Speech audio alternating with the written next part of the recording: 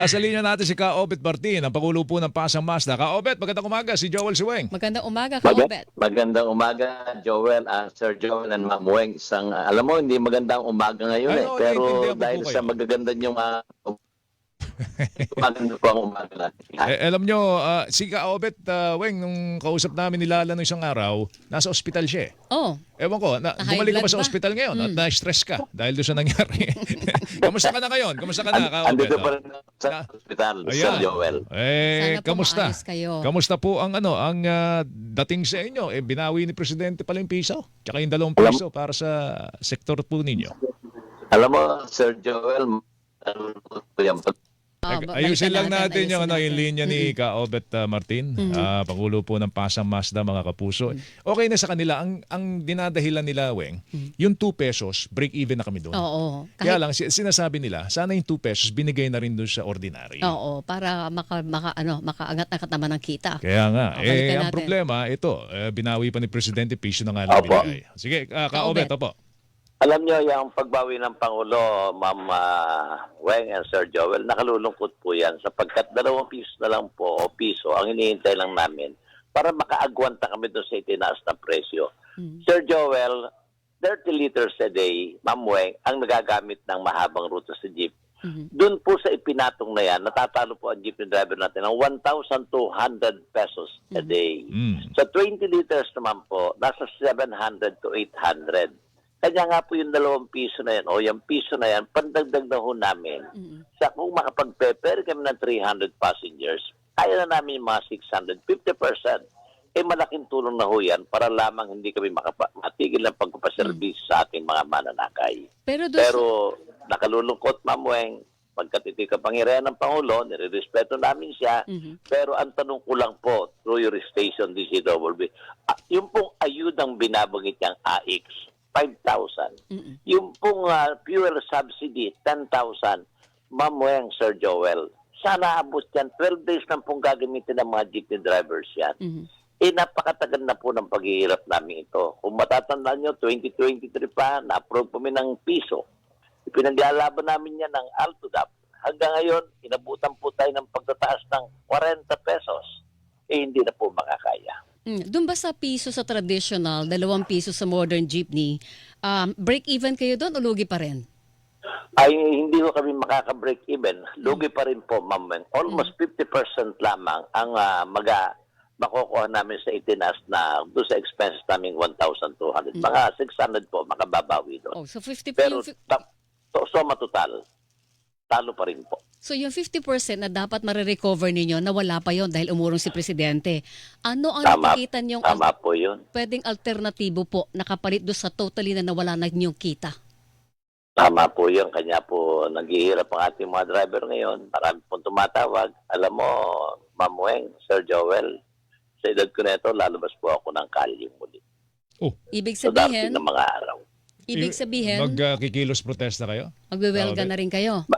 Sa ngayon po, sana makahabol ako doon sa pagpupuno ng gagawin ng mga buses, PNBS, taxis, lahat po ng mode of transport para makapagbigay din po ako sa deliberation ng ating mga gusto sabihin.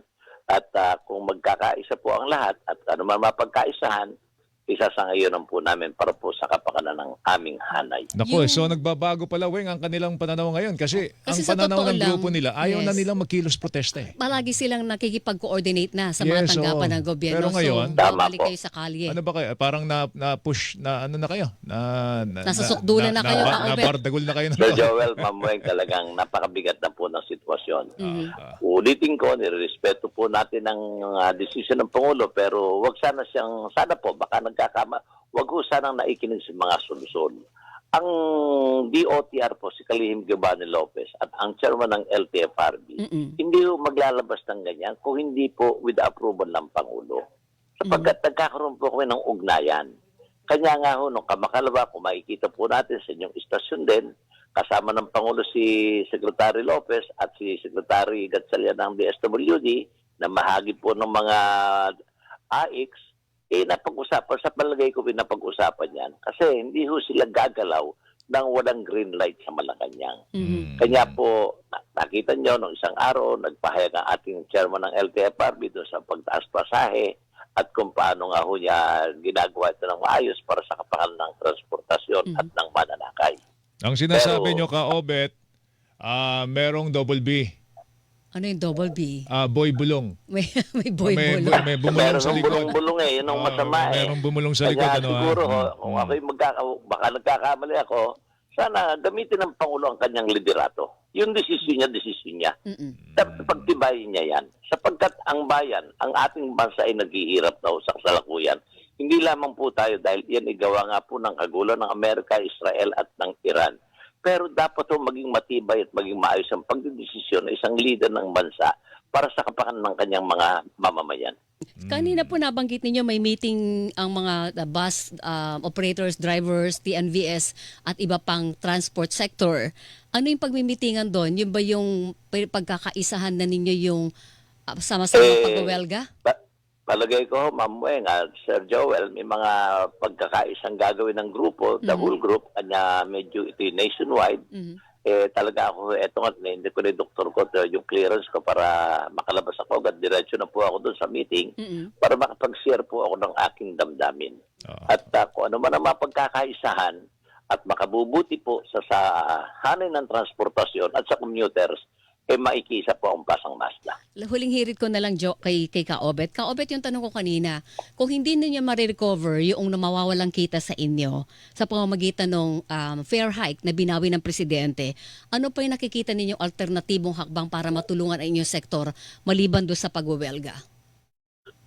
Palagay ko yung dagdagan ng Pangulo, ang ngayon, excise tax, gaya po niyan, itong ang kanyang binigyan na yata siya ng kapangyarihan, approved daw sa lower house, sa upper house, dapat siguro gamitin na niya ang kanyang kapangyarihan sa ngayon dahil itong kapangyarihan nito ay pinagkaloob sa kanya bilang pagbabawas po dyan sa mga excise tax.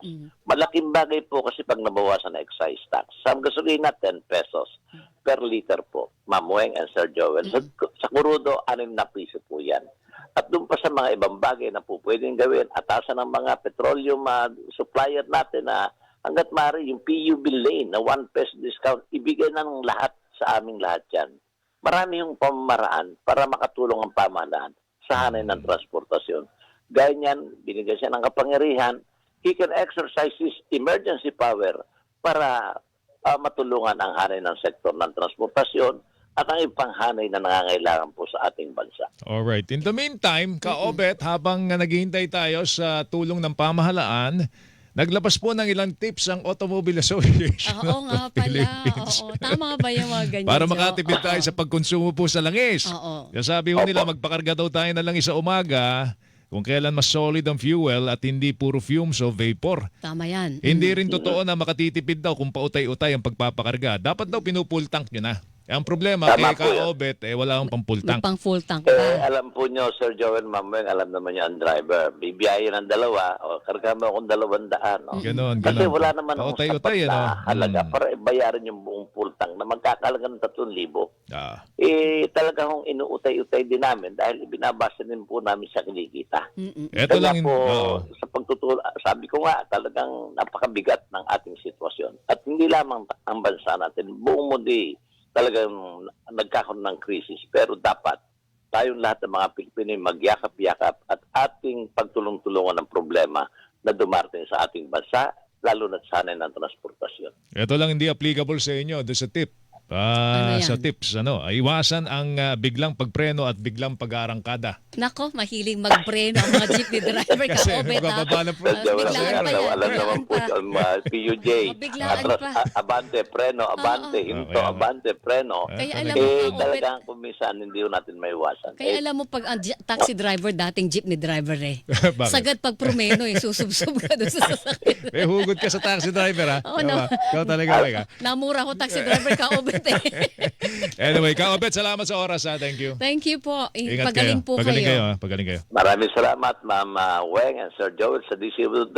Sa nakikinig po, pangunawa po ang hinihingi ko kung dumating ang pagkataon, kailangan namin ang paglaban sa pinaglalaban namin. Maraming salamat po. Thank you, sir. Thank Obet you. Marti, National Hilingan, walang pinoprotektahan.